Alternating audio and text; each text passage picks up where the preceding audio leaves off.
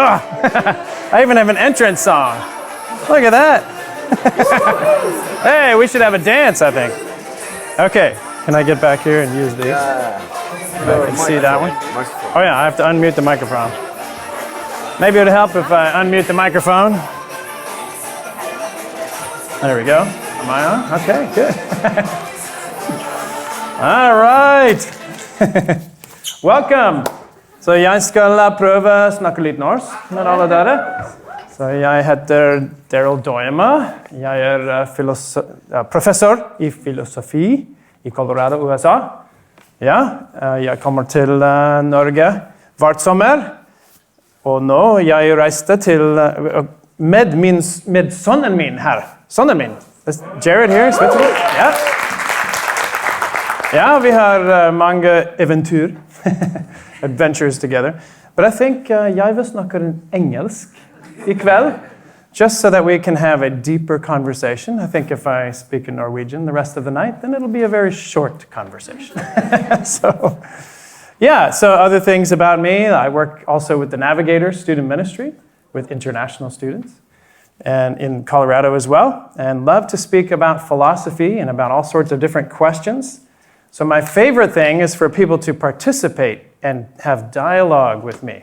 So if you find yourself having a question in the middle of our presentation today, you just raise your hand. We'll turn the lights on so I can see you a little bit better. But you just raise your hand and we'll talk. And you can feel free to even interrupt the talk. That's okay with me. That's no problem. So we have kind of an interesting topic before us tonight. God the party pooper. Does that phrase translate well? Party pooper? It's a strange word, isn't it? But maybe some of you feel like that. Maybe you feel that God is a party pooper. Or he limits your freedom. Or he makes life no fun at all. Or maybe for you, God is just a concept. And you're wondering, if I believe in this idea of God, will that take away my freedom and make life no fun anymore? Well, that's what we're going to get into. So we're going to have some time for you to talk to each other a little bit. We're going to look at this a little bit philosophically, but then also ask the question, what does the Bible teach about God? Is it that he's a party pooper and gives lots of rules? Or does it teach something a little bit different? So before we do that, I'll just mention that there are many types of arguments for God's existence. And I love to speak on these different topics. But maybe you can look at this list of different arguments for the existence of God. Have any of you studied some of these in the past? Any familiar with some of these? Yeah, a few of you have. So if you have questions and you want to kind of jump topics and talk about some of them, we can do that also. But I have a picture of a rope up here. Does anyone have an idea why I have a picture of a rope up here? Strange. I'm giving you your first opportunity to talk and using my gift of silencing the room. Yes? Many reasons work together as bigger evidence for God. That's right. So we call this a cumulative case argument in philosophy. So a cumulative case is when you have many strands of evidence and they work together to make a very strong case. So it's different from a chain. Do you know how a chain works? What is the weakest part of a chain? Yeah, the weakest part. And what is the strongest part of a chain? It's also the weakest part, right? So if you have links hooked together, the strongest part is the weak part of the chain. So in an argument like that, then the weakest point makes the whole thing fall apart. But in a cumulative case argument, each strand adds a little something. And you may think, well, that strand maybe is not so strong. But there are 10 more, and 10 more, and 10 more. And I think that's how it is when we think about God. The evidence for the existence of God is very strong when you consider all the different lines of evidence. So recently I've spoken on some of these different topics like the fine-tuning of the universe. If you'd like to discuss that, I have a 2-minute video I can send to you. It's wonderful. And I also had a talk on the aesthetics or beauty in the world. And that is actually an evidence for the existence of God, believe it or not. Very interesting argument to consider what it means that there's beauty. But tonight we're actually talking about human freedom. Because the idea of God being a party pooper, I think, brings this up a little bit. So maybe you are considering this.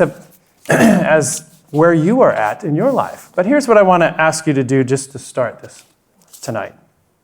Turn to someone next to you and take 5 minutes, and I want you to discuss this question with each other. Am I free to do whatever I want? And then what are some examples of my freedom? Okay? Take a minute. Talk to each other. That's a core question of every ideology.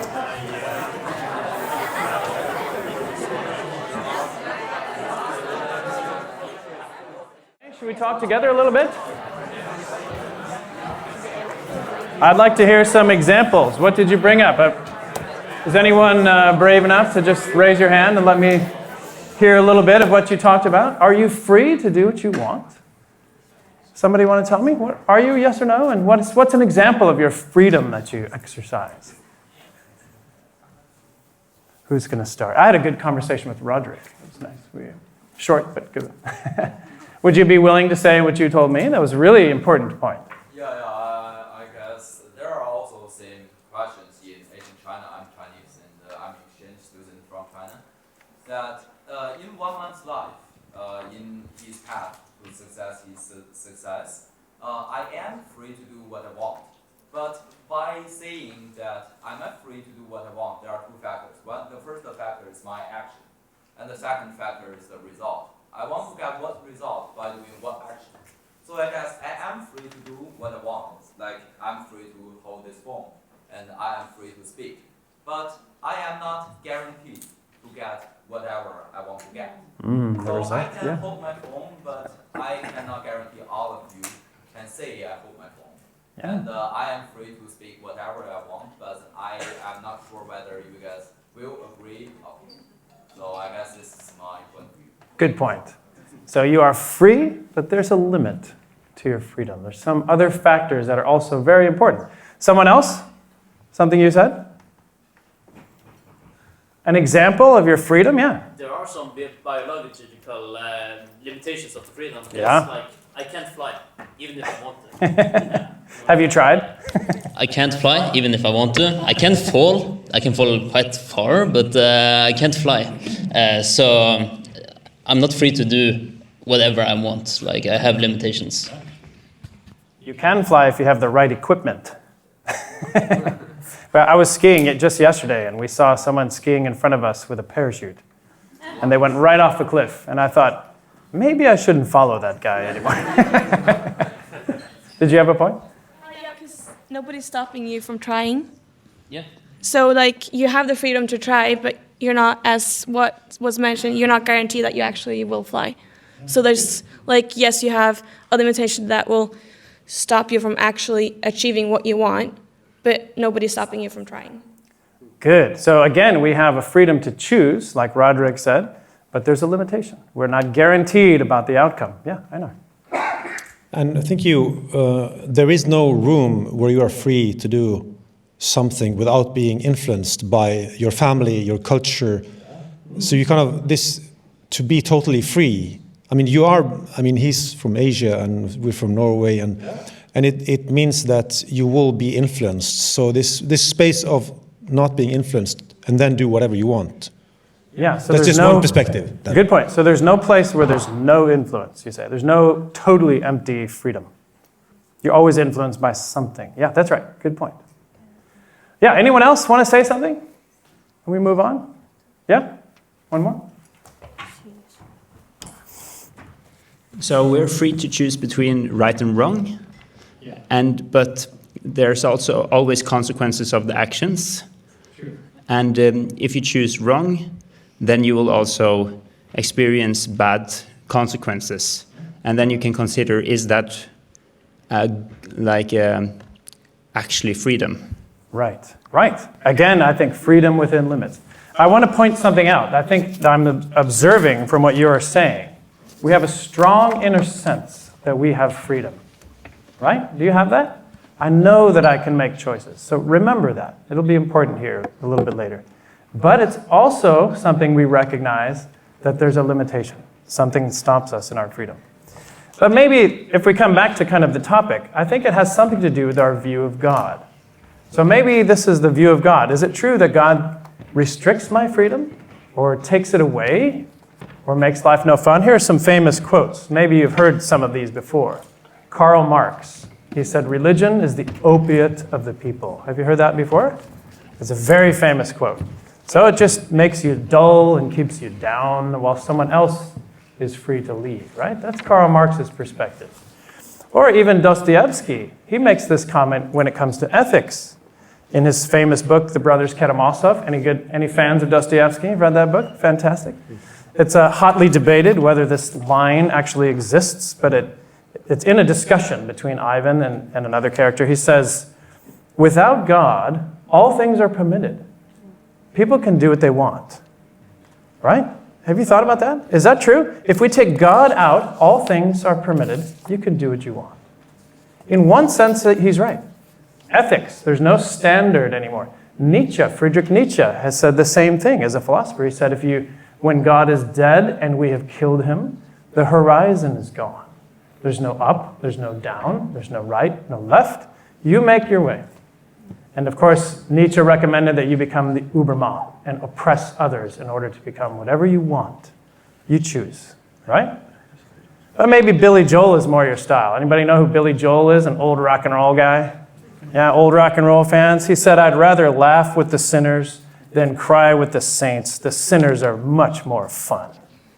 Can you identify with that? You don't have to admit it. Maybe you can admit that. Sinners are much more fun. Is that true? That sinners are more fun? So let's just imagine for a moment. Let's take the philosophy side just for a minute.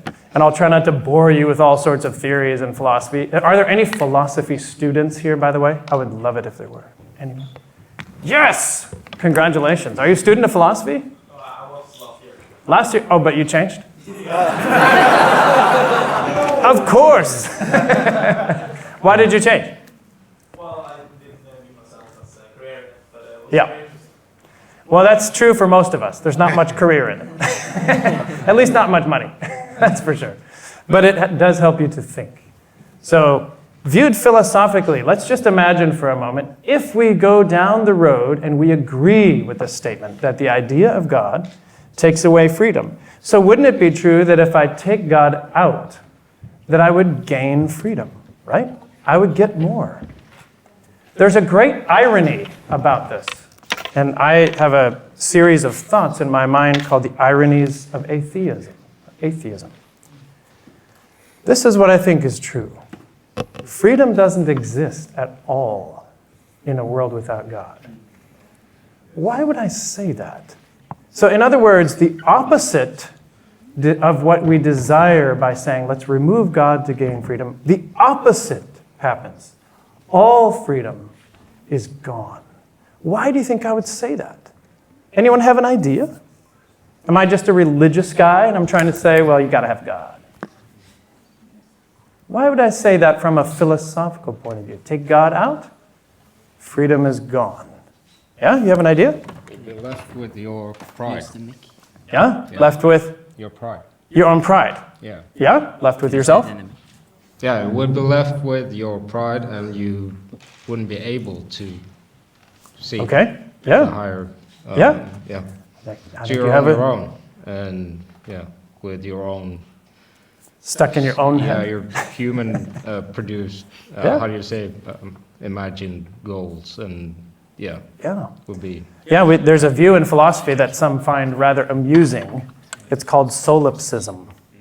And it's the idea that you believe you are the only one who exists. Do you know someone like that? Yeah, I know someone like that. Everyone else is imaginary. It's just me. You're left with me. But there's even more to this idea. Yes, sir? Can I just ask, when you say freedom, is that defined as free will, or is there some other definition? Yeah, I'm talking primarily about free will. Yes. Freedom to choose. He almost made it in time. It's hard. You have to be fast in this room.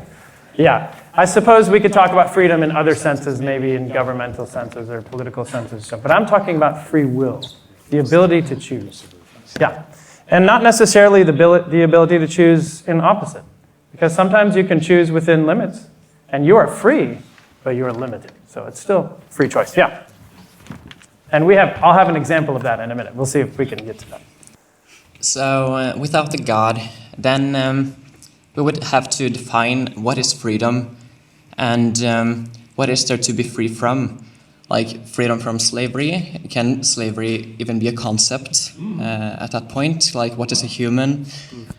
And when it comes to free will, like humans wouldn't have that value that we put on them, because like how do you distinguish us from like animals, or to be like even more radical and say like a rock? Like yeah, that's true actually. Yeah, if without God, and it's interesting that you said we would have to define the concept. I read recently a quote from Friedrich Nietzsche that somehow I'd missed before. He said this: we'll never be rid of God until we're rid of grammar. Grammar? All of the English teachers and the grammar teachers and the Norwegian teachers rejoice, right? Grammar. Grammar. He said, we'll never be rid of God if we still believe in grammar. And what he's talking about is real identity, being able to define things, that these are real categories with real essence. But without God, what are you? So the world, we could say, would be a material world, a physical world. So in philosophy, we call this materialism or physicalism. Materialism or physicalism. So why do you think I have a picture of billiard balls on the screen? Does that relate to materialism or physicalism? What do you think? Yeah, what happens in a material world? Things affect each other. Yeah, one thing affects another. So if I'm walking around with my glass of water like this and I let go, if it was empty, I would do it. What happens? It falls, right? Because we know. And why does it fall?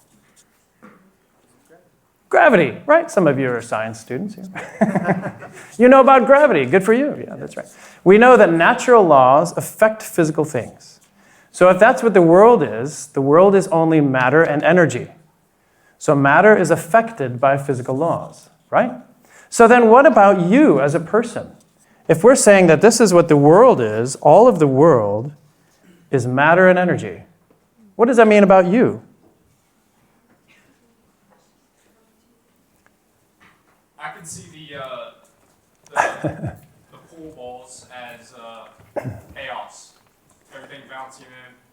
If there is no God, there is star matter bumping into star matter. There is no real point. Yeah. All of this came from randomness. Sure. That's right. But we could say it's... I don't think we live that way. I agree. We don't. But we can ask, why did the 8 ball go in the corner pocket? Yeah. Well, because the 5 ball hit the 4 ball and hit the 7, and then the 8 ball went in. So it's prior causes. So what about you as a person? If all the world is matter and energy, then that's what you are also. I saw this sign on a coffee shop. You matter unless you move at the speed of light. Then you energy. I thought that was pretty good, actually. Get that humor in there. A different type of matter, right? So, but if you are just matter, material in that sense, and energy, then all you are is a collection of material. That means that your mental events, now here, follow me, don't get too sidetracked on the philosophy, but your mental events are the same as physical events. So if your mental event is a physical event, that means it has a cause. And the cause is physical. It's material. So when I have a thought and I say, well, I sure would like to use the bathroom. Why do I have the thought? Because I have a material cause. There's water in my bladder, I gotta go. That makes sense. But what if I have the thought, I would like to go on a trip to Norway? Or I would like to pick up my phone, like you said, off the desk. Or I would like to study economics. Or maybe I would like to change and I'm tired of studying philosophy. So I'd like to study something else so I can make a... Is that your choice? In this situation, it's not. It's caused by physical causes. In other words, freedom does not exist at all. And thinking atheists know this. In fact, I can give you a few quotes from some of them. They've thought this one through a little bit. So, for example, Sam Harris, he wrote a book all about free will. And here's what he said. Free will is an illusion. And of course, he doesn't believe in God. So free will doesn't exist at all. Our wills are not of our own making. We do not have the freedom we think we have. How about this? Take a minute. Listen to Richard Dawkins, another famous atheist on this topic. He's thought about it. If God is gone, am I free to do what I want? Here's his conclusion. I suppose, Dr. Dawkins... Oh, I have to change the setting one more time. Do I need to do that? All right, intermission. Talk to each other.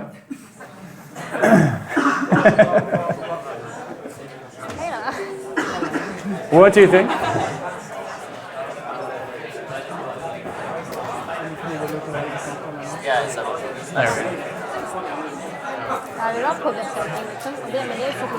Okay, we're back. That was a short conversation.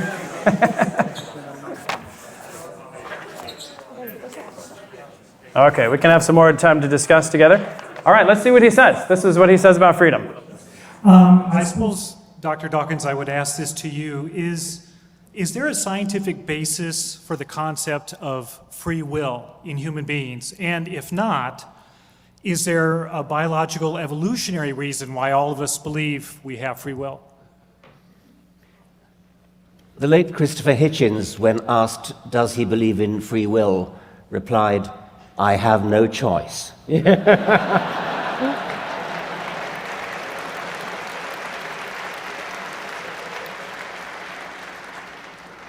It's a question that I dread, actually, because I don't have a very well thought out view about it.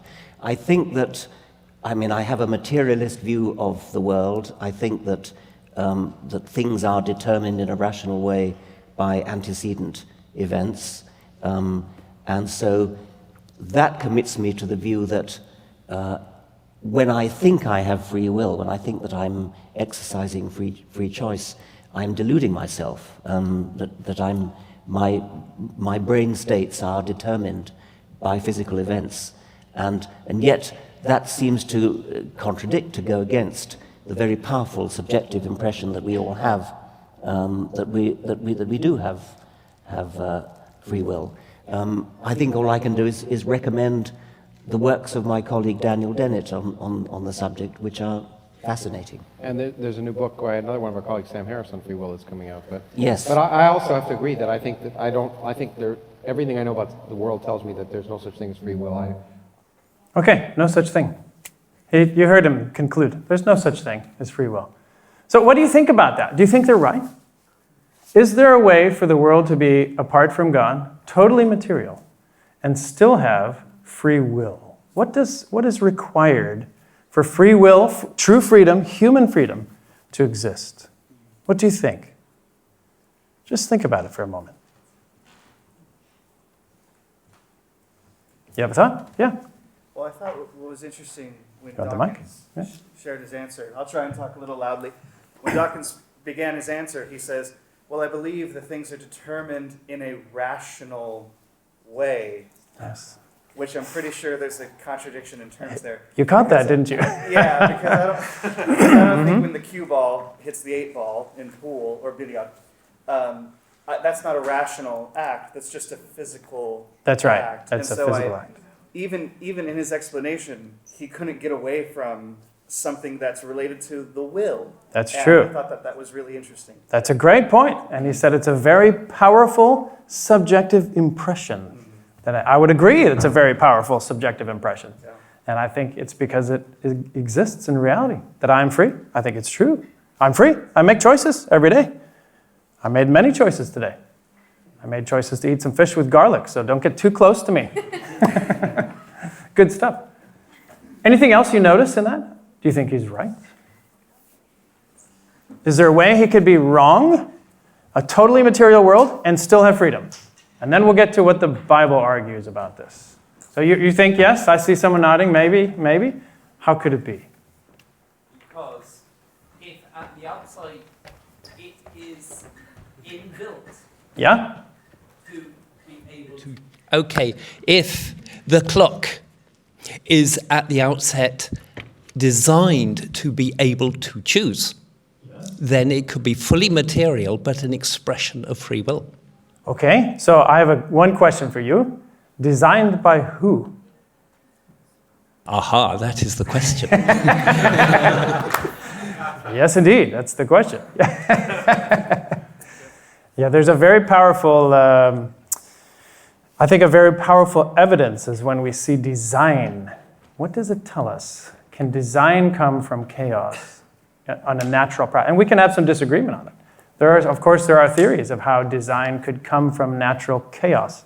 But in my view, I think they're illogical. I think the design tells us something about designers. So if it's designed or built in, then we ask the question, by who? That's right. So I think, in my view, here are three things that are required. Freedom requires, in other words, if you are going to make choices, then you must be a choice maker. Well, what is a choice maker? Another word for a choice maker would be a person. You're a person. You have identity, right? But animals can make choices, can't they? Yeah, they can make some choices to some degree. And I could argue they have a limited personality of some sort. But we have more, don't we? We can make very irrational choices that animals don't seem to make. We can do things to ourselves for strange reasons that animals would never consider doing. But I think this is actually evidence for the existence of a soul, a true person. So I like the comment, when you die, you leave behind all that you have, but you take with all that you are. So a soul is who you are. Everything else is what you have. So you could say, I have hands. I have eyes. I use them. They're essential for me to see. I have to have eyes to see, but my eyes is not who I am. It's what I have. But that's also true about all my possessions and my career and my motivations and things like that. Those are things that I possess. I have those. But it's not who I am. Someone says, who are you? That's a deeper question. It's talking about a soul. So I think in order to be truly free, I have to have a personal identity and a soul. That idea, of course, fits very naturally into Christian belief. The Bible talks about a soul. Jesus talks about a soul. He said you can gain the whole world, but lose your soul. What would he mean by that? People seem to know what he was talking about. It's about losing your essence, your identity. And philosophers can argue about this, and we can, if you'd like to talk deep into the night about essence and identity, we can do those kind of things. But I think in order to be free, we need that. So let's talk about what the Bible then teaches about freedom. How about we do that just for a few minutes? And then I'd love for us to engage in as much dialogue as you want on any of these topics, okay? So here's the teaching of the Bible. Freedom actually is taught to be a gift from God, something he gives you. In fact, human beings are created in relationship with God with freedom. But I use those two words in the same sentence on purpose. Tell me something about the relationship between relationship and freedom. Anybody have an idea? Why are those together right now? I thought about which words to choose. I put those two together. Why? See, I'm using my gift, Jared. Silence the room. You have a thought? Yeah? Well, because it seems at least intuitive to me that in order for a relationship to actually be that, a relationship, there has to be some level of freedom there between you and the person you're in relationship with. Yeah, maybe in some ways it's too obvious of a question for you to answer. Freedom is absolutely necessary for any relationship to happen, right? Of course, there's many movies exploring this these days, like Ex Machina, or what are some others that explore, can you have a relationship with a robot? Have you seen a movie like that recently? Yeah? What's the recent one you've seen? The one you just The one I mentioned, okay. Ex Machina. There's another? iRobot. iRobot is another. They're exploring this idea, yeah? Yeah, her. There you go. There's another one. A lot are exploring this because of AI and all these things that act like relationships. But let me ask you, are they relationships? No, in the end, you discover that's not a true relationship. Here's what the Bible teaches, that at the beginning, God created human beings with the purpose of relationship. And if you have relationship, you must have freedom, at least some. Otherwise, you don't have a true relationship. You have robots, things that respond exactly to what you do. So here it is. This is eternal life, that they may know you, says Jesus. So that's the beginning. But we don't experience good relationships in our life, do we? We have a lot of broken relationships, and we have broken relationship with God and broken relationships with people. Why is that? Well, the Bible continues. This wasn't the end of the story. That there's a problem with our connection to God. And the Bible uses the term sin, that we fall short of the glory of God, right? But that's not the end of the story either, of course. It goes on. God demonstrates his love for us. Notice, again, the relational word. God loves us and demonstrates his love for us. While we were still sinners, separated, Jesus died for us to create a bridge back to God. Right? So in the end, he offers another choice. It says, yet to all who received him, to those who believed in his name, he gave the right to become children of God. So the relationship is at the center of the argument about freedom. Have you heard this before? This is what some might call the gospel, the center of the Bible. And that word just means good news. So it begins with relationship, and then there's a broken relationship, and then there's a salvation, a restoration, and then there's a choice. Freedom, all through the story, isn't it? But it's freedom within limits, right? Questions or comments on that you want to say? And then I want to ask you another question. Is our freedom limited in some way? Should we go there? Are you ready for that? All right. Are there limits on our free will?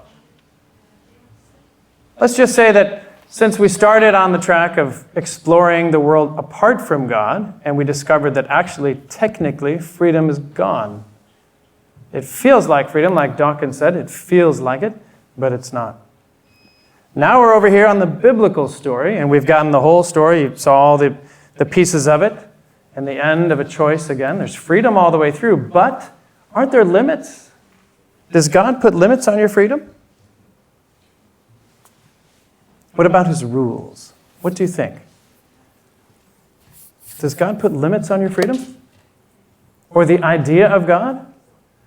What would be limited about your freedom in this picture? In God's rules, yeah. Being responsible. Yeah, being responsible, that's right. That's right. There are rules, aren't there? There's limits. In fact, the Bible makes this comment, live as free people, but do not use your freedom as a cover-up for evil. Instead, live as slaves to God. Wow, slavery to God is defined as freedom. Now that's an interesting concept. We could talk about that for a minute. But what about the rules? I'll ask you one more time. Do the rules take away your freedom? What do you think? We hear we can do certain things, but not other things. Does that take away your freedom? Yeah, I know. I would say it gives you freedom. Why would you say that? Well, let me give you an image. If you have a little kid, like 7 months old, and you have this little grind, you know Norwegian, right? So let's say you go to the kitchen and you leave the kid on the floor, so it can tear down the plants and destroy technical stuff. Is that freedom, or is it to put it in the grind with its toys and having some area? I would say that's freedom to be there. Yeah, that's right. That's right. Interestingly, here's my argument. You have a point up there? Yeah. I was thinking, I don't think it's let's say there's no rules. Yeah. Let's say it's allowed to kill each other. And if you kill another person, you're removing that person's free will. True. Yes. So you've got to have rules. You've got to have some order in order for freedom to exist. Good point. I was talking with my son, who's in high school, my other son, my older son, and he's in a government class, and they were discussing social order and social freedoms. And that you have to have social order, like rules, in order to have social freedoms. What happens if there are no laws in a country? Total chaos, right? Do you have freedom? No, your freedom is restricted by total chaos. You can't go anywhere. Your freedom is taken away if there are no rules. What happens if there are too many rules? Then your freedom's also taken away, right? If there are too many rules, your freedom's also taken away. So where's the balance? Well, of course, I'm a philosopher, so I think all the way back to Aristotle. He talked about the golden mean between two extremes. So too many rules, no freedom. No rules, no freedom. The most freedom you can have is freedom within the proper limitations. That's the most freedom you can have. So look at the picture on the screen. I have a picture of skydivers, right? Like we saw this guy at the ski resort. He was skiing ahead of us and then jumped off the cliff. I was very careful not to follow him. That was strange. I've never seen that before in the Colorado resorts. But notice that they're having a lot of fun, right? They're free. They're making a good choice. They're having a lot of fun. But there are a lot of rules in skydiving, aren't there? And you have to do things just the right way. You have to pack that parachute just the right way. Has anyone seen the YouTube video that's recently come out of someone skydiving and the parachute not opening? Have you seen that? There's a very recent one. So he gets tangled in the rope. So it opens at first, and then he goes upside down, and it hits him, and he's tangled in the parachute. And he has a camera on his head, and he's fighting for his life and kind of pulling at the strings, and he can't get the strings off. And he opens his second chute, and it gets tangled up. It's flying around, and he can't, and they show a clock counting down how many seconds he has. And with 1 second left, he had some third mechanism. I don't know what it looked like balloons, and he threw it out, and it popped open with just enough time before it hit the ground. And he survived. Can you imagine what he felt like afterwards? Do you think he ever went skydiving ever again? I don't know. Some of these people, they have an extra place in their brain that they go, right? But notice that freedom, the most freedom you can have and the most fun you can have is within these proper limits. In fact, people know this from a lot of other academic disciplines like marketing and business. You know, in the American supermarkets, when you go to buy breakfast cereal, there are over 1,000 choices. You walk in and you see just endless choices. And do you know what happens to my sense of freedom? Anxiety. Which one is the best? I can't try them all. I could never go through all the different types of cereals. I lose my freedom. And so there's studies by, for example, the magazine The Economist. And they've studied what is the perfect number of choices. And it's something like 5. If you have 5 choices, you feel free. If you have 10 or more, you have anxiety. And if you have less than 5, you feel like there should be more choices here. I'm not very free. So it's freedom within proper limits. One of my friends mentioned, you could never even have a bowl of soup if you didn't have proper limits. The soup bowl are boundaries, and it holds your soup inside, right? So you have freedom within limits. Interestingly, this is actually the biblical argument.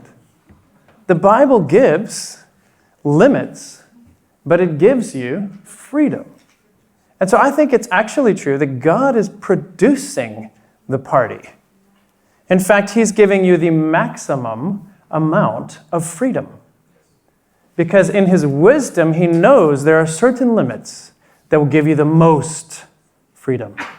Certain limits that will give you the most fun. And notice I have the term up there, fun and celebration, because we talked about at the beginning of this presentation, does God make life no fun? Does He take away all the fun? Did you know that the Bible is full of celebrations and feasts and holidays and fun? Even from ancient times, there was holiday after holiday after holiday after celebration. And then if that wasn't enough to have one every few months, there was one every week. Every 7th day should be a holiday. The Bible is full of that. Does anyone know what happens at the very end of the Bible? The end of the story in Revelation, what heaven is described as. Yeah, what is it? A wedding. It's a wedding. It's a feast. It's a celebration. And who's there? Just one type of person? Just religious people? Just a certain race? Just a certain economic status? No! It's the most diverse party you've ever imagined. In fact, it says the kings of the earth will all bring their glories in to the party. So you think the best part about China will come in and be at the party. The best part about Norway will come in and be there. The best part about Zimbabwe, it's going to be there. Part of the celebration. All of the cultures. So that's the end of the story. So all of these pieces of the gospel, it ends with a celebration. So the Bible is full of this. So my argument is actually God is giving you the maximum amount that he can, because in his wisdom he knows if you take all of the limits away, then you lose freedom. This is even true when it comes to moral issues. If you think about moral issues and non-moral issues, think about some examples like food, for example. What happens if you don't have enough food? You starve, right? What happens if you have too much? Then you have trouble like I have sometimes. You need to go on a diet or exercise more. You have too much food, right? The balance gives you the maximum pleasure that you can have from food. A wonderful feast, tasting delicious with all the best things, but not too much that it ruins my health. It's balanced in the middle. That's the maximum amount. And I think that's the argument of the Bible. Questions or comments on that? So there's one other kind of issue that we haven't raised that I'm curious if you want to raise. And if you don't want to, we can move on. Does God limit my freedom in other ways? What about these? Do we want to talk about that? A few brave souls, yes, maybe. So some have argued if God exists and he knows everything, then isn't that just the same as determinism? Everything will happen. Yeah. Just maybe go back. It was about free will and rules. Yeah, let's go back. The only thing I disagree with is the variable that you said that the rules create the best life. Yeah. And in what is total chaos and for rules, I think maybe what's changed is it's still the same amount of consequences. Yeah? So what do you mean? I can try to repeat. So you said unless you need a microphone. So it creates the same amount of consequences whether you have this type of rule or that type of rule. So in middle it's not more freedom, like you're equally free in all parts of the spectrum, but it's equal amount of consequences in too many rules and no rules at all. So in middle you don't have the most freedom, you have the less consequences. Less consequences. Yeah. Yeah, I think in a way you're right, actually. I think in a way. So if we put it... yeah, so he was saying if you have no rules or too many rules, right? That's the two sides. And I was arguing that you have the most freedom in the middle, when you have the right kind of rules. And you're saying actually that spot in the middle frees you from consequences. You have the least consequences. So if you have too many rules, then there's consequences on your life. Yeah, I think you're right in a way. So if you consider fun, for example, I teach ethics to young students. And sometimes I talk about all the different systems of ethics and philosophy and how you can imagine and think about it. But then I come to the end and I say, well, there's one very simple one. What about long-term thinking? And they say, what do you mean by that? What about utilitarianism and all these, Yeah, but what about a simple ethic called long-term thinking? So the idea is you go to the party and you have as much fun as you can, but ask the question, what about tomorrow? Will I be glad about what I did tonight? What about next week, a little longer from now? Will I still be glad about what I did tonight? What about 20 years from now? Will I still be rejoicing over what I did that night? So the point is, I can do something that I know is morally wrong one night and have a lot of fun, But I won't have fun for 20 years thinking about that. I probably will have a sense of consequence or regret. But if I have as much fun as I can without doing what I know to be morally wrong, then for 20 years, I still remember it as a good time and something I'm glad I did. So I think that's a maximum amount of fun that I could have. Because now it's fun over 20 years, not just fun for 5 minutes. Does that make sense? Maybe. Okay, we can talk some more about that if you want. All right, let's not belabor this too long. Is anyone interested in this topic? A couple people nodding your head. How do we deal with this? If God knows everything that would happen, or perhaps he even determines some things. So we have 2 words up there, predestine and foreknowledge. Is it possible to still have freedom in that case? How could we do this? So here's my argument. You come from an atheist perspective, or without God, there's no freedom at all, period. And we know that. But what about this? Does it also take away my freedom? I would say no, it doesn't. In fact, it fits exactly with what you were sharing with me at the beginning of our time. Many of you mentioned, I am free to choose, but I'm not free to determine the outcome. I'm free to choose. I have free will, but I'm not free to know how it ends or what the consequences all are for my actions. That actually is exactly how this is described in the Bible about God's foreknowledge and about his predestination. Now, how could this work? There's lots of different models of this in philosophical thinking, but let me give you one story just to make your head hurt. You ready for one to make your head hurt? Okay. So imagine I'm sitting up here talking to all of you like we are, and I give you a choice. I say to you, you can leave now if you want. Or you can stay, and in about 10 minutes we'll be finished. And the rest of the time is questions. Your choice. And you sit in your seat and you think to yourself, should I stay? Should I go? If I stay, it will be trouble. If I go, it will be double. Should I stay or should I go now? Anyone know the song? You know the song, right? Okay. Some of you older people are like, I know that song. And you decide, you have 3 reasons. You say, I'm going to stay because I have nowhere else to be. Okay? No commitments. Number 2, once in a while he says something interesting. Once in a while. Something interesting. Okay, so maybe. And number 3, one of my friends is going to ask me a question tomorrow, like the quiz from the professor. So I'd like to be able to tell them what it was. So you say, okay, those are my 3 reasons. And you stay. And then we get to the end of the lecture, and at the end of the lecture I say, oh, I just wanted you to know. I locked all the doors from the outside before we started. So was your choice to stay free?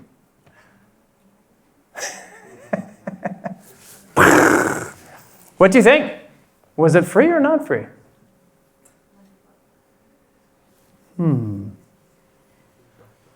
Aren't philosophers fun? You know, the same philosopher who had this example, he had other examples. Like, what if I created a device I could implant into someone's head and I could control what they do on my iPhone, and they're walking down the street and I want them to murder someone? Aren't philosophers nice? Yeah, they're nice people. And so he's ready to hit the button, and he's watching you walk down the street, and he waits to see what will happen, and you decide to murder the person of your own free will. So he didn't hit the button. Were you free or not to? Not free. Because he could hit the button and make you do it. But he didn't. You did the actions. Is it free or not free? Kind of hurt your head a little bit. Yeah. Do you agree with the concept that God must be, or he cannot be limited by time, space, and be made of matter? He must be outside of time for him to be God? Yeah, we can talk about the theories of time. There are different ways to look at that. Yeah.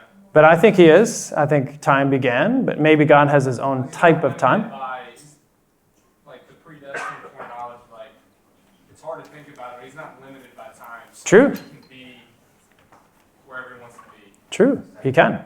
Yeah, that's true. But it's still a vexing problem, because we still have to think about, what about from our perspective?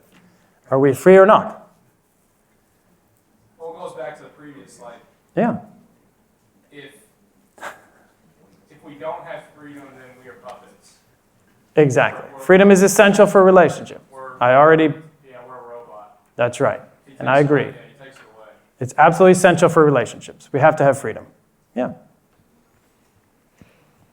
So all that story is an example of how it's possible when two things go together. And the question is, how many times does it happen like that? There are some atheist philosophers who take that same idea and say that's the way it is. But there's an exception there, and they're arguing that you made a free choice even though there's no you. That's a little hard to argue. Or there's no such concept as free choice, but you made one. So I think it doesn't work very well in an atheist system. So I think Harry Frankfurt, who came up with these examples, was a little bit off if he's going to try to apply it in an atheistic system. It fits good in a Christian system. There are many other models, and if you want to talk, let's say we can talk afterwards, if you want to talk about different models. There are models of how God created the universe. One's called Molinism. It's very interesting to discover how things work, where both free will and God's determined action go together. They can fit together. But notice that the Bible argues that God creates human beings with free will. So let's finish this off a little bit. Let's finish this off. So God, I would argue, is the party producer, giving you the most amount of fun and the most amount of freedom that a human being can have is given to you by God. In fact, Jesus makes the same argument. He said this statement, I came that you might have life and have it to the full. So someone tell me, what's involved in a full life? Even ancient philosophers discuss this kind of thing. What's a full life? In fact, they use the word eudaimonia, or the good life. What is the good life? Tell me what you think is involved in the full life, the best life you can have. What do you think? Yeah? Relationships, good ones. Hopefully, yes, I agree. Weddings, right, Yermund? What else? Sacrifice for others. Good, self-sacrifice. There's something good about that, isn't there? Something part of a full life, yeah. Living a meaningful life and making a difference. Good. Having meaning in your life. That's true, making a difference, yeah. Having a higher purpose than yourself.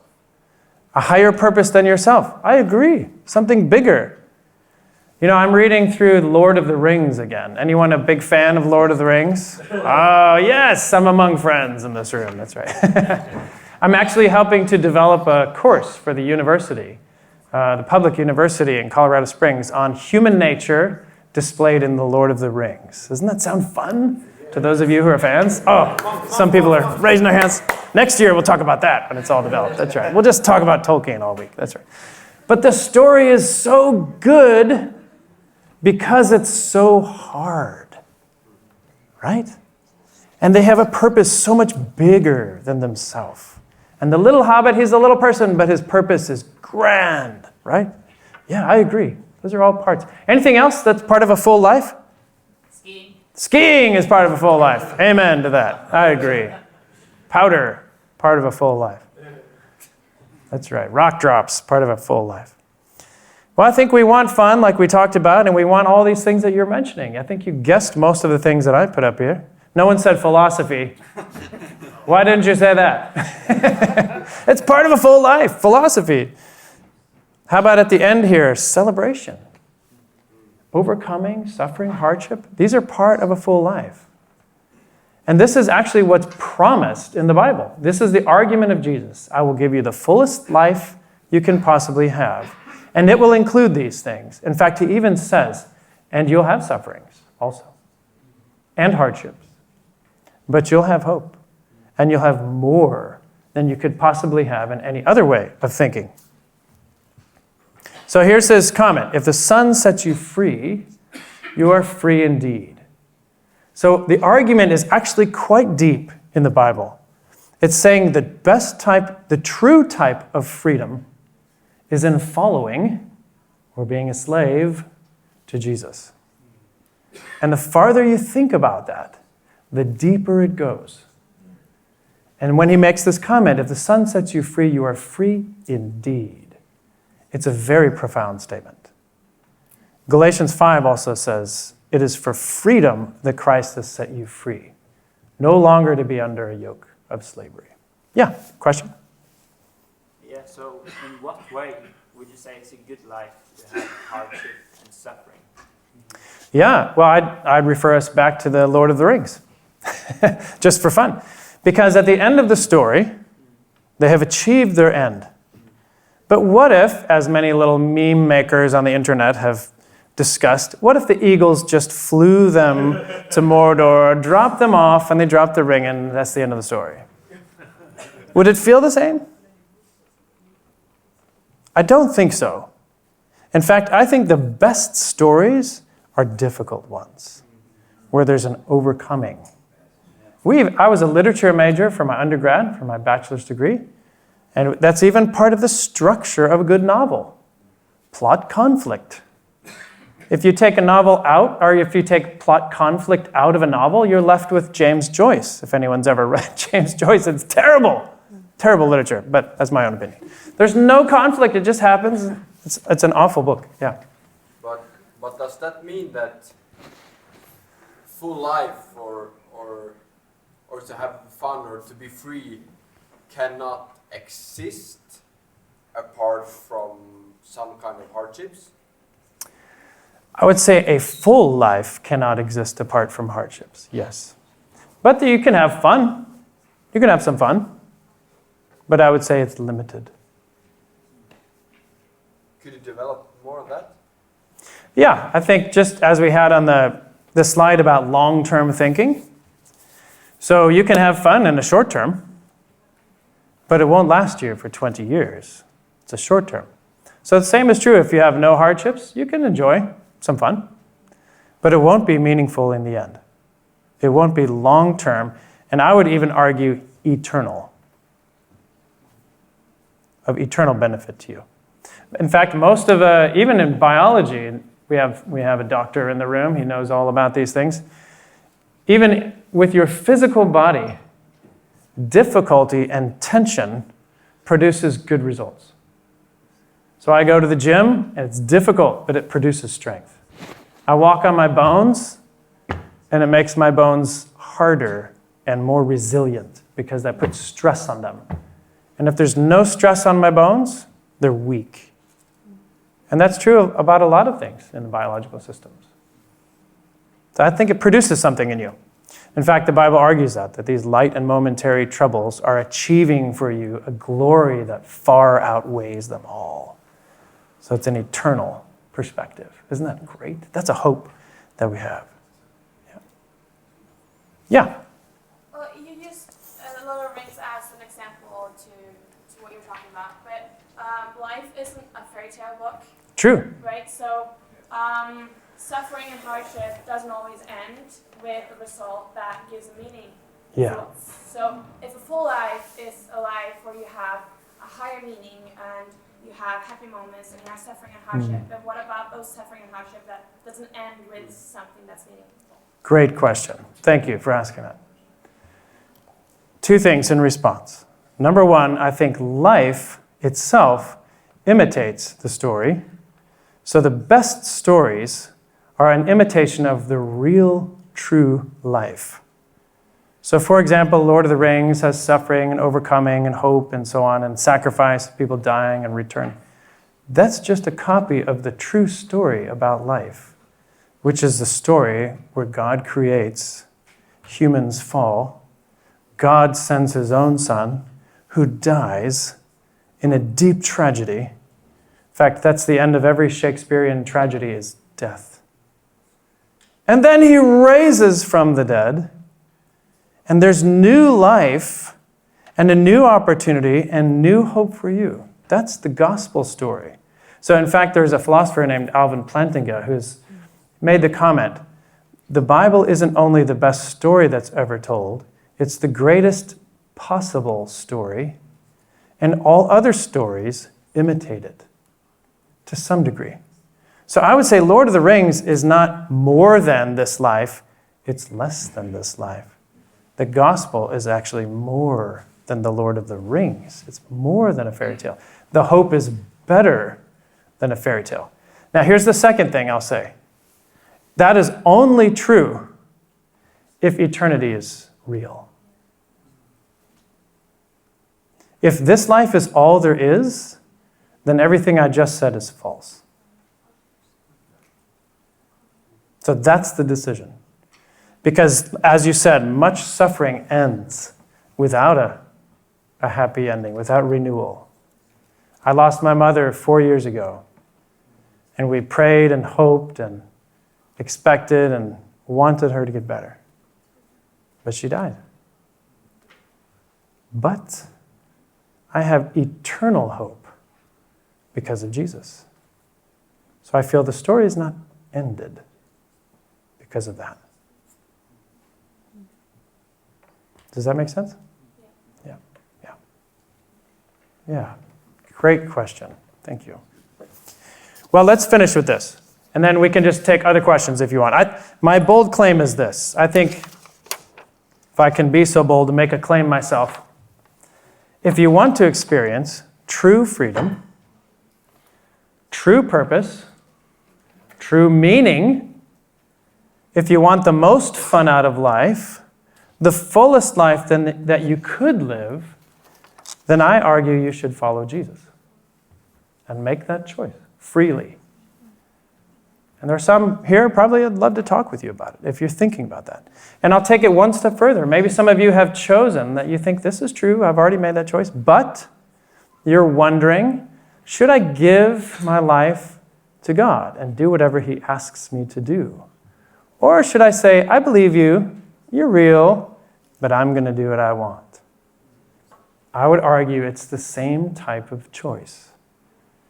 Do you want to follow the one who can give you the fullest life you could have? Or do you want to do it for yourself? It's challenging. I can tell you stories about people who have made those kind of decisions. Even in my own life, I had to make those decisions. And I think about where would I be if I did not choose to follow Jesus? Would I have done all the things that I'm doing now? Probably not.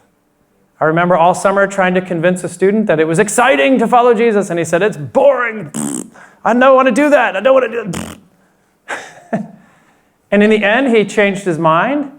And he spent the next year visiting 11 countries in 12 months on a missions program. Totally exciting, blew his mind. And suddenly he realized there's much more to life than my little parties that I like to go to. Interesting. Okay, why don't we finish with that? You got my bold claim. Any questions or comments? Different topics you want to go for? Do we need to turn the disco ball back on? Hang out? Yes, sir. I'm just curious. This is it's leaving me very thoughtful on the whole. But I have a question in regards to, because I felt like it was a contradiction there regarding the suffering, a life without purpose, sort of, or without the meaning. Only suffering is the thing, and because what you said is, if eternity is real, then the story continues, and then there's an afterlife, sort of. But what I felt like was said by or quoted by Jesus was that you'll have a full life, and is life there? Because if we define life as just our physical beings here down on earth and everything, then it doesn't seem like the afterlife is sort of in his thoughts there. Great question. Again, I have two responses. One is, how do we find life? Do we define it? So if I define it as continuing into eternity, then life is there also. It's all the way through. But even if that's true, Jesus made a promise that's a very interesting one to his disciples. He said, anyone who chooses to follow me and gives up other things, you will gain more in this life and in the life to come. That was his promise. That's what he said. You'll get more in this life and more in the next. And he mentioned that with them difficulties, persecutions also. But you will get more. And I could say just personally, that's true for me. I made some decisions that I wanted to follow Jesus, kind of live this kind of life. And some of the things that I've been able to be involved in, I just scratch my head and think, wow, that was amazing. But I wouldn't have had the chance if I didn't say, yeah, I'll go where you want. So, yeah, that's a good question. Yeah. Yeah, someone else? Here, oh, we got one up here, and then we'll come back to you. Yeah, or two up here, yeah. You want a microphone? Or? Yeah, I can All right. You got a loud voice. Good for you. Okay. Yeah, I'm not really sure on how to phrase this as a question, but something which just came up in my mind is I was interested by the long-term question you asked. I think it really relates to like giving meaning in your life. But on the other hand, I think it's also really meaningful to live in the moment. That's all we have got is now. So literally this moment. So I'm just curious, what are your thoughts on that? Because you can think about the long term all the time, but yeah, it's not what we've got, you know? Well, I think, again, there's kind of two different parts of this question. One is it wrong to enjoy the moment? No. We love it. We love the moment that God gives us. So, you know, like we were skiing the other day, 2 turns into a steep mountain, suddenly you have this great feeling, I'm in the moment. And if I'm somewhere else, then I'm going to fall. I have to focus, right? Focus and stay in the moment. I actually skied over a crack in the snow that I didn't see. And if I wasn't focused, I could have really been hurt. So I was lucky. So in the moment, we do enjoy that. But I would argue that it's not all we have. And I would say that is a cultural lie. Okay, but can your life be as meaningful as when you would only focus on these moments? Or would it be more meaningful when focusing on the long term? Or I don't know if because they're good or wrong, but... Well, I would say if I'm able to focus on the long term, it gives me the most joy in the moment also. Because it's not just a passing pleasure and gone.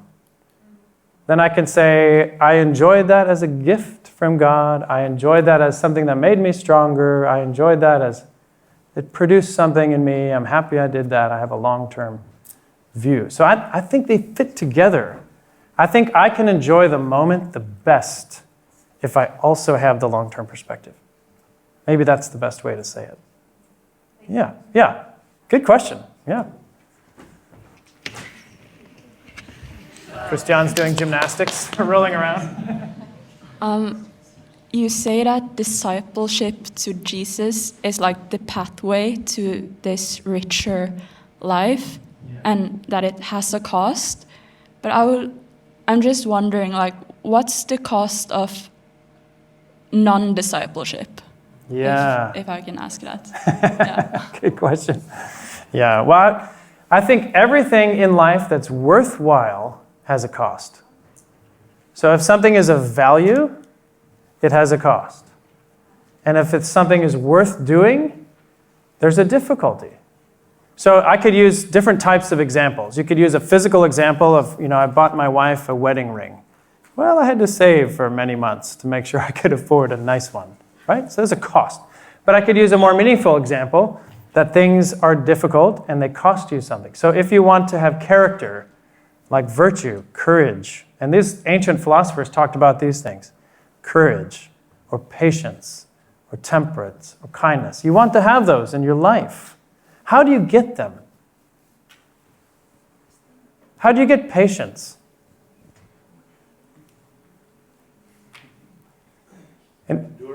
Enduring, yeah. In the United States, we say you go to the Department of Motor Vehicles and wait for your driver's license. What's a long wait here? I don't know. Grocery store at 5 p.m. on a Friday, maybe. That's how you get patience. You have to wait. How do you get courage? There's a cost. By doing something you fear. You have to face your fear. There has to be something you fear. I faced that personally last year. I recognized, 6 months later, I recognized that I had been praying for courage. Whoops. But I had something I had to fear. It was a health scare. And a doctor said to me, it's possible to die from this. Suddenly. But you're okay. What? Why did you say that? But I had to face the fear to gain some courage. Things have a cost, is my point. And so you're asking what's the cost of not following Jesus? Or the cost of non-discipleship? Is that what your question is? I say you give up the full life.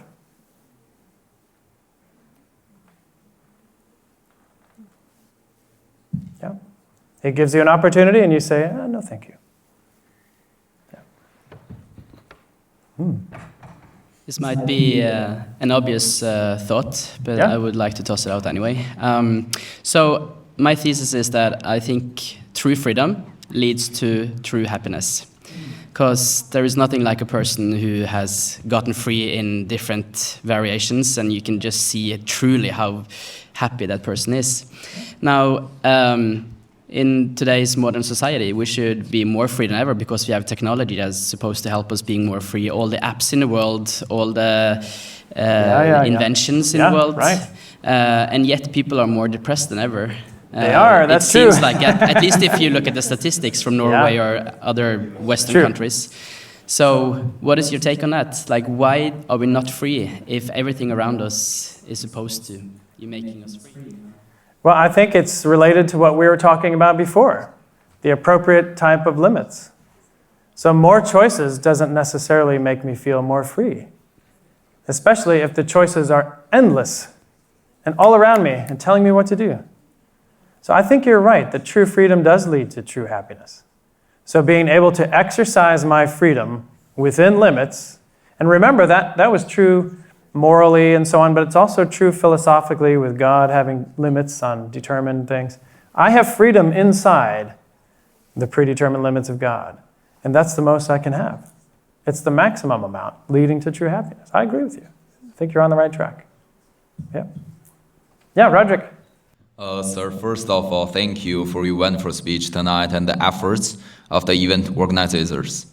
The wonderful content tonight and the insightful speeches from the audience left a deep impression on me as an exchange student from afar. My question is, through what you presented tonight, I assume that you think that a positive religious atmosphere has a tremendous positive influence on the society.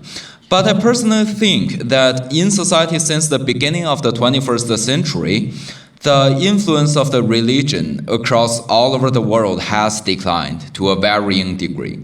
So my question will be, do you think this situation needs to be reversed through human efforts? And if so, what should be done? Thanks. Great question. Thank you. How long do we have? Reinvent the world. Yeah. No, there's a couple of interesting points. The first one is, I'm arguing for a biblical view of relationship with God. So not necessarily a religious system. So religious systems tend to be restrictive. They say, not this, not this, not this, not this, not this. But Jesus, in his reaction to religious leaders in his own day, he gave a lot of freedom and less restrictions. And he talked about relationship with God. So that's interesting as a difference. So consider that, okay? So that's a little bit different. But even with that in view, we still have interesting research being done around the world on what the impact of Christian belief is on the world and on society. So there's a scholar, I've just looked him up recently, named Robert Woodbury, and he researched the impact of Christian missionaries. And maybe you've heard that Christian missionaries took away culture and they damaged things and they took away. Actually, he found the opposite was true, and he had a lot of evidence for it. That the influence on government, the influence on education, the influence on medicine, the influence on entertainment culture and so on, and all of the positive influences that were listed in it. It's fascinating research. So I think, yes, in a positive system, focused on the right things, it is very good for society. So I would agree. It does need to be reversed in some ways. But again, back to my first point, I would be very cautious to recommend a religious system. That's a little bit, it's dangerous. Because religious systems tend to be more restrictive. And that's not what Jesus was talking about. He was talking about relationship to God. through Jesus. And I would say that's true Christianity. You could say it that way. Yeah, thanks. Good question. Awesome. So I have a question about John 8:38. In the same context where Jesus says, if the Son sets you free, you are free indeed. He also actually says that whoever sins is a slave to sin. Right. And I was wondering if you'd be willing to give us your thoughts on that. How is sin related to slavery? Good, yeah. Well, anybody familiar with the old musician Bob Dylan? You know who that is? Yeah, a couple of fans here. I wish I had the recording because his voice is so strange, but he had a very interesting song. In fact, I wrote some of the lyrics down. Let me see if I can read it to you, because I thought maybe this would come up. Yeah, here's the first verse. You may be an ambassador to England or France. You may like to gamble, you may like to dance. You may be the heavyweight champion of the world. You might be a socialite with a long string of pearls. But you're going to have to serve somebody. You might serve the devil or you might serve the Lord, but you're going to have to serve somebody. Isn't that interesting? That's Bob Dylan. I like Bob Dylan. It's like poetry slams going on here now. But his point is that we serve. And so you choose. And I think that's the argument of the Bible. You choose. Either you serve your own passions and desires or sin. You just serve that. Or you serve God. Those are your choices. It's not serve nobody. It's not unlimited freedom. It's freedom, again, within the appropriate limits, just like I was arguing before. It's the same concept. But sin enslaves you in multiple ways. So we could talk further about that, of how it does. It's like a spider web that you touch and it sticks and there's more and there's more and then you can't get out. And we can see that in any number of ways of addictions and things that go too far. Yeah, that's important. Yeah. Yeah? Okay. Can you truly be good without God? Out of the picture. Can someone be good without God? Yes. Yeah, of course. People are good. But what do you mean by good? Tell me a little bit more. Like showing true love, like without God, is it possible? Yeah. Okay, so this is a confusing question in some way, because the idea of good, I would say, comes from God. So what is it to be good? I would say that comes from God. What does good mean? The standard of good comes from God. So when a person shows true love, what are they doing? They're doing what God recommended. So can some people do that without knowing about God? Sure, they can. But Jesus offers a choice. Do you want the fullest life, life to the full? Follow me, and you can have it. So I would say people borrow from the Christian worldview when they're, quote, good without God. They're borrowing a little bit. So does that make sense? So yeah. We could say more, but yeah. Let's finish with that. Yeah. I actually had a quick question pertaining to the first question that was talked about life. And a key word that I thought of when you had talked about life is eternal life. Jesus gives you the gift of eternal life. So my question for you is, what do you believe the purpose of life is if there is no God? And what do you think happens after if there is no God? Yeah, if there is no God. Yes. Yeah, so what do I believe the purpose of life is if there is no God? I would say there is no purpose. Or you could say alternatively, like two of the students I talked with today, make your own. But it's not objectively true. You just create one. What do you want your purpose to be? Then just do that. That's the view of existentialism. So apart from any objective standard, I just make my own standard. And so if I want to talk about purpose, I make my own.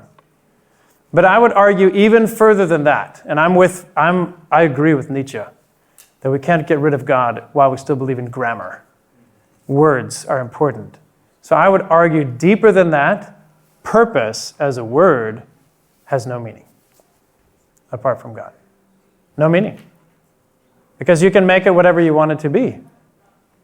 And you ask what happens when you die if there's no God. Well, if there's no eternity and there's no God and there's no soul or spiritual reality, it's just over. Yeah? Yeah. Yeah. I feel you said the Bible has the best set of rules for maximizing freedom and fun. But yeah, but I don't like see your argument for why that is. Like, do we just have to trust the Bible that the rules God set is the best? Like, maybe some of the rules are quite good, but others are like... But others are not. Yeah, yeah. Great question, thank you. Yeah, well, I'll give you some examples, and then a kind of a larger philosophical claim. So an example is, what does the Bible teach about alcohol, for example? Do you know what it teaches? Like, not to overdo it, but like Paul says something, and like to Timothy, use something for your stomach and stuff like that. Exactly. So it recommends you should have some, little, at least some. In fact, Jesus' first miracle, we didn't talk about that with the party. Do you know what Jesus' first miracle was? Making more wine. They ran out, and he made more. That was his first miracle. Don't forget that. At the party. But it recommends some. But there's a limit, right? And what's the limit? Do you know what the limit is? Okay, so it says, do not be drunk. Now that's a little bit flexible, right? Because some people have a different tolerance than others. Some are taller and bigger and so on. Different. But it's a limit. What does medical research say about alcohol? Anyone know? What does it say? What does medical research recommend? Apart from the Bible. Yeah. I think I read something that, especially in young people, they will have bad long-term consequences. Yeah. Almost, I think it's like if you drink over half a glass of beer, then it's up to In young people. Yeah. Yeah. But in limited, okay, good. But in limited quantity, it can also be a health benefit for adults, right? So for example, wine, and you haven't read that? Maybe some of you aren't into this kind of medical research. But a small amount, my point is that actually the medical research matches what the Bible recommended. It's the maximum benefit. You can have some small health benefit if it's done in moderation, but if you go too far, it will kill you, literally. I know someone who has died of alcoholism. It will kill you. And medical research says the same thing. A small amount is a health benefit. It's good for your blood and heart and so on. Too much, it will kill you. So that's just an example of the Bible's standard matching what we know from medical research to be true. But here's the larger philosophical claim, okay? So I would choose to trust the rules set down by the one who created this universe. And say, well, if he recommended those, so that's connected to my worldview. I believe God created and so on. So I think he would know the rules better than me. And my challenge to you would be, who sets your rules? If not God, who? Choose.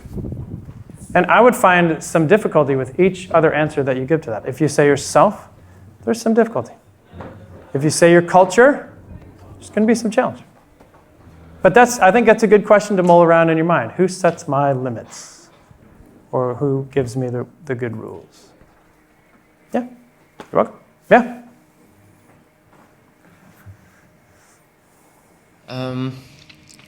Some questions ago, someone asked something about objective morale, and I come to think of this one thing, and that was that how would you argue in the absence of objective morale, those things that we all kind of agree is wrong, like the concept of like it's wrong to kill, like everybody agrees on that. And how could you explain that with the absence of objective morale? Yeah, I don't think you can explain it. apart from there being an objective moral standard.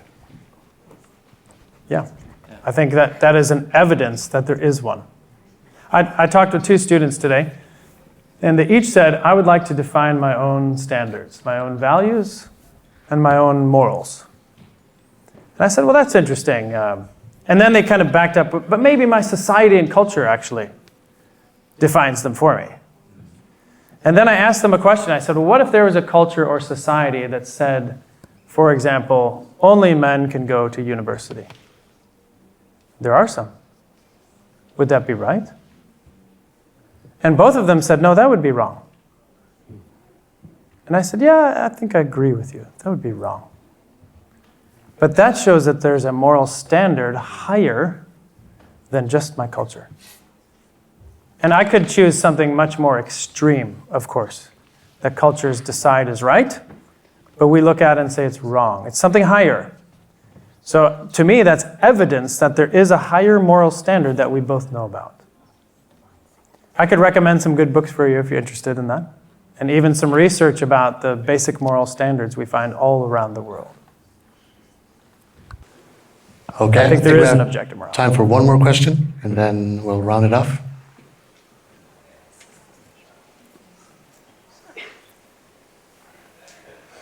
Okay. No one wants to be the last one. No one wants to be the final word. You are.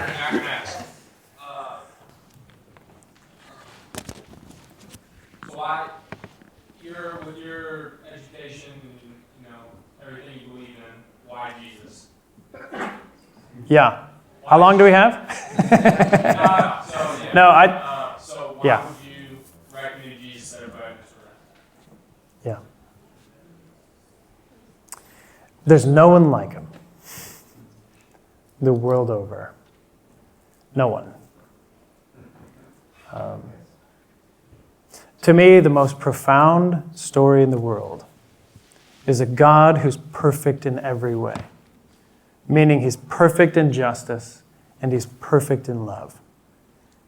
And what would it take to defeat a God like that? If you take what he loves and make it violate his justice. And that's exactly the story of the Bible. Seems like God is ruined. And what happens in the center of the Bible? The verse I already put on the screen. God demonstrates his own love for us in this. While we were still sinners, Christ died. Checkmate. Perfect love displayed. Perfect justice satisfied in this person of Jesus, around whom the entire history of the world has changed. There's no one like him. Amen.